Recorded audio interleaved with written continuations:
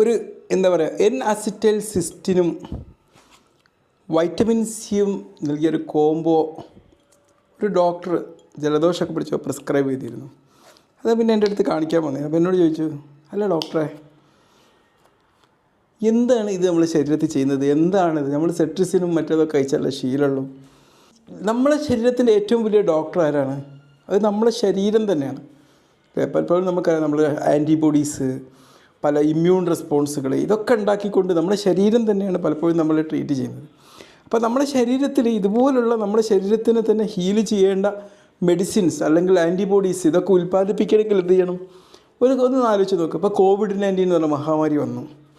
ആ സമയത്ത് നമ്മുടെ ശരീരത്തിന് അതിനെ പ്രതിരോധിക്കേണ്ട ഒരു സംവിധാനം വന്നിട്ടില്ലായിരുന്നെങ്കിൽ, ആൻറ്റിബോഡീസ് ഉൽപ്പാദനം നടന്നിട്ടില്ലായിരുന്നെങ്കിൽ ഈ കോവിഡ് നമ്മൾ മുഴുവനും കീഴടക്കും. ഇപ്പോൾ വൈറൽ ഹെപ്പറ്റൈറ്റിസ് എ അല്ലെങ്കിൽ മറ്റ് പല മഞ്ഞപ്പിത്തങ്ങൾ, പല വൈറൽ രോഗങ്ങൾ